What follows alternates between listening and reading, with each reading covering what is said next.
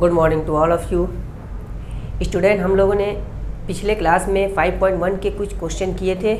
आज हम लोग इसी एक्सरसाइज को कंटिन्यू करेंगे और क्वेश्चन नंबर 21 देखेंगे, जो कि आपका डिफरेंट टाइप का ये क्वेश्चन है।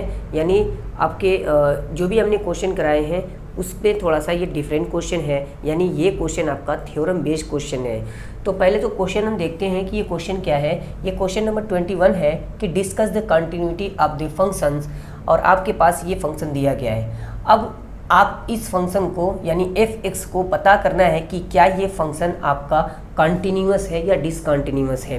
तो आपके पास अगर अब तक हम लोगों ने पॉलिनोमियल फंक्शन पढ़ा था या एक सिंगल फंक्शन sin x, लेकिन अब इसमें आपका सम आ गया है। एक फंक्शन ये है और एक फंक्शन ये है, यानी आपके पास दो टर्म आ चुके हैं। तो अब इस फंक्शन को कैसे हम दिखाएंगे कि कोई फंक्शन कंटिन्यूअस या डिसकंटिन्यूअस होता है। तो इसके लिए हम इससे पहले एक थ्योरम देखते हैं जो आपके इस एक्सरसाइज से पहले दी हुई है। तो उस थ्योरम को जैसे ही हम पढ़ेंगे ये आपके क्वेश्चन बहुत इजी हो जाएगा। तो देखते हैं वो थ्योरम।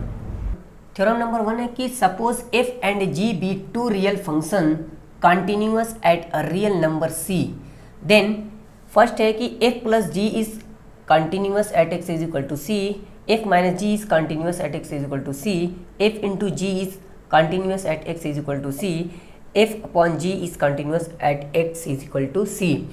यानी अगर आपके पास कोई दो फंक्शन है f और g, अगर ये फंक्शन किसी रियल नंबर यानी c पे अगर कंटिन्यूअस है अलग अलग, यानी f भी कंटिन्यूअस है और g भी कंटिन्यूअस है, तो इन दोनों फंक्शन का एडिशन भी, सब्ट्रैक्शन भी, मल्टीप्लिकेशन और आपका डिवीज़न भी कंटिन्यूअस होगा। ठीक है, तो इस तरीके से जो हमारा क्वेश्चन नंबर 19 है उसको हम देखेंगे।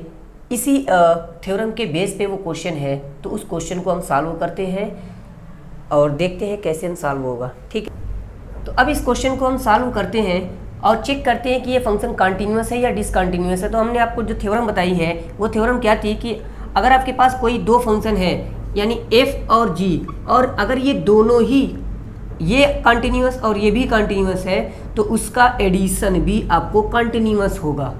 ठीक है, तो ज़रूरी नहीं है कि वो दोनों फंक्शन f और g ही हो, तो ऐसा भी हो सकता है। यानी h और g अगर कंटिन्यूअस है तो आपके पास h प्लस g भी कंटिन्यूअस होगा। तो हम इस फंक्शन को h और इस फंक्शन को g मान लेंगे, और मानने के बाद हम कह देंगे कि f यानी ये अगर कंटिन्यूअस, चेक करेंगे हम इसको निकालेंगे कि ये फंक्शन कंटिन्यूअस है या ये फंक्शन कंटिन्यूअस है। तो अगर दोनों कंटिन्यूअस होगा तो हम कहेंगे f(x) भी कंटिन्यूअस हो जाएगा बाय थ्योरम। ठीक, तो इसको चेक करते हैं और सॉल्व करते हैं। सॉल्यूशन है, इसको हम लोग hx मान लेते हैं क्योंकि ये x का फंक्शन है। hx is equal to sine x and gx is equal to cos x, क्योंकि ये हमारा x का फंक्शन है तो इसको gx लिख सकते हैं। अब हम इसको किसी आर्बिट्ररी रियल नंबर पे, क्योंकि यहाँ पे दिया नहीं है, तो x इज इक्वल टू हम c पे इसको चेक करते हैं कि ये फंक्शन कंटिन्यूअस है कि नहीं है। इस तरीके से लेफ्ट हैंड लिमिट यानी limit x tend to c negative, f आपके पास h ऑफ x, इस तरीके से limit h tend to 0, f of c minus h, limit h tend to 0 sine c minus h। यहाँ देखिए sine c minus sine a minus b का formula है। Limit h tend to 0, पहले आप formula लगा के ही लिमिट अप्लाई किया कीजिए। तो sine c sine a cos b minus, देखिए माइनस है तो minus cos a sine b is equal to, देखिए जब अगर हम यहाँ पे लिमिट अप्लाई करते हैं, जब लिमिट अप्लाई कर देंगे तो sine c into cos 0 minus cos c sine 0। इस तरीके से cos 0 की वैल्यू आपके पास 1 होगी, sin 0 की वैल्यू 0, तो इस पूरे की वैल्यू आपको 0 मिलेगी, इसकी वैल्यू आपके पास 1, तो आपके पास सिर्फ sin c मिलेगा, sin c। ये आपका लेफ्ट हैंड लिमिट मिला हुआ है। इस तरीके से अब हम राइट हैंड लिमिट चेक करते हैं। Right hand limit, limit x tend to c positive, f of x यानी f नहीं है हमारे पास, hx है ना, तो h of x limit h tend to 0 f g of, देखिए यहाँ पे भी आपके पास g ही था, सॉरी h था, तो h of c plus h। तो इस तरीके से आपके पास एक ही फंक्शन है, limit h tend to 0 sine c plus h, sine c plus यानी a प्लस b का फार्मूला लगा दीजिए, h tend to 0 sine a into cos b plus cos a into sine b। इस तरीके से यहाँ पे भी अगर हम लिमिट अप्लाई करें तो sine c into cos 0 plus cos c into sine 0, यहाँ पे भी आपका पूरा 0 हो जाएगा, ये आपका 1 हो जाएगा, इस तरीके से आपका साइन c मिल जाएगा। यानी value of the function h of c is equal to sine c। इस तरीके से आपने देखा कि left hand limit is equal है राइट हैंड लिमिट इक्वल है वैल्यू ऑफ द फंक्शन। तो ये तीनों इक्वल है, इस तरीके से हम ये कह सकते हैं देयरफॉर hx यानी sine x is continuous at x is equal to c पे।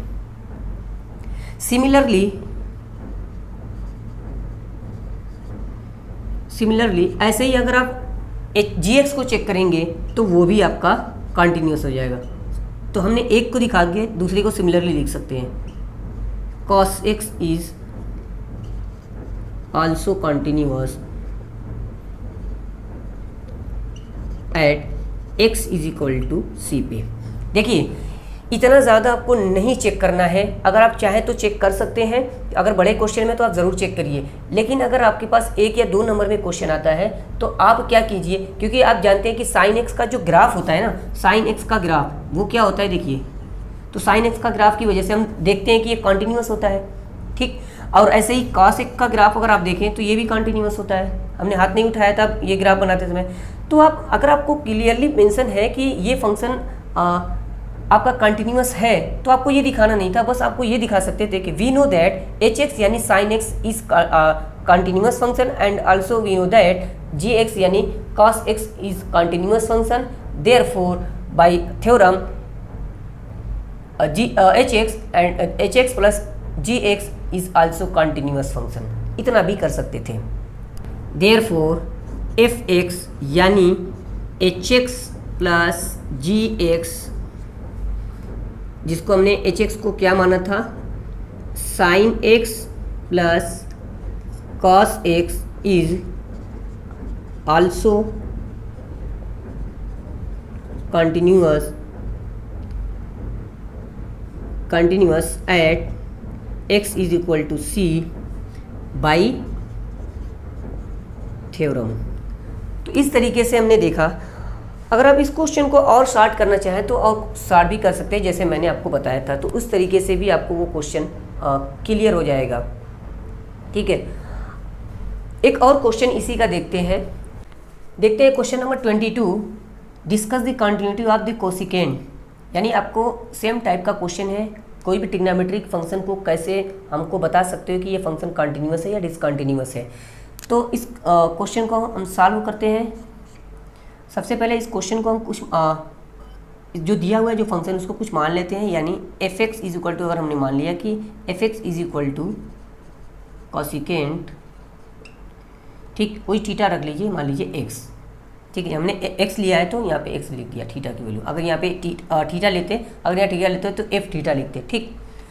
अब इस कोसिकेंट और क्या लिख सकते हैं हम, क्या हम कोसिकेंट को 1/sin x लिख सकते हैं, ठीक, यानी ये एफ एक्स हो गया।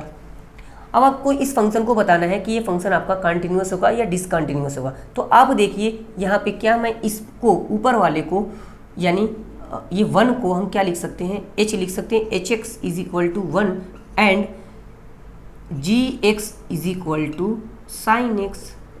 तो इस तरीके से हमारा जो फंक्शन हो जाएगा यानी f x is equal to h x upon g x. तो हमको अब चेक करना है कि एच एक्स यानी जो आपके पास 1 है ये कैसा फंक्शन है, ये आपका पॉलिनोमियल फंक्शन है। जब आप एक्सरसाइज 5.1 के पहले आप देखेंगे यानी एग्जाम्पल नंबर 14 में कि आप दिया हुआ है कि show that every polynomial function is continuous, और वहाँ पे शो किया गया है यानी आपके पास जो भी पॉलिनोमियल फंक्शन होता है वो कंटिन्यूअस होता है। और आपने अभी अभी चेक किया है यानी साइन एक्स फंक्शन कैसा फंक्शन होता है, वो भी कंटिन्यूअस होता है। तो हम कह सकते हैं यानी h x is equal to 1 is continuous function. We know that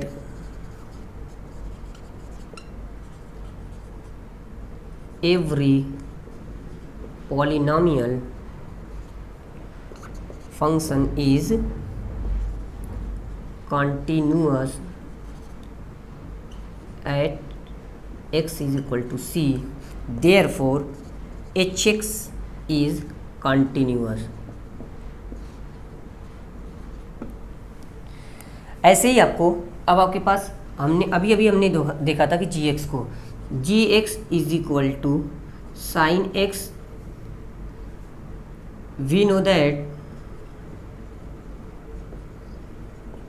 sign x is also continuous function. Therefore f x यानी h x upon g x, जिसको हमने क्या लिखा था अभी क्या था हमारे पास 1 upon sine x is also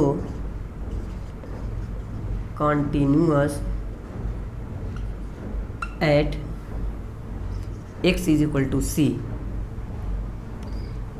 और ये कहाँ से आया, बाई थ्योरम। तो इस तरीके से अगर हम चाहे तो इस फंक्शन को कंटिन्यूअस दिखाएं, आपके पास लेफ्ट हैंड लिमिट और राइट हैंड लिमिट लेके, इस तरीके से साइन को भी आप लेफ्ट हैंड लिमिट और राइट हैंड लिमिट लेके आप उसको दिखाएं। उसके बाद हम थ्योरम से कह सकते हैं कि वो फंक्शन आपका कंटिन्यूअस होगा, या आप स्टेटमेंट लिख के भी बता सकते हैं। लेकिन आपको वो पता होना चाहिए कि वो फंक्शन आपका कंटिन्यूअस ही होता है। ठीक, आई होप ये क्वेश्चन आपको समझ में आया होगा। अगर आपको इसमें कुछ डाउट हो तो आप ज़रूर कमेंट कीजिएगा। Okay, thank you.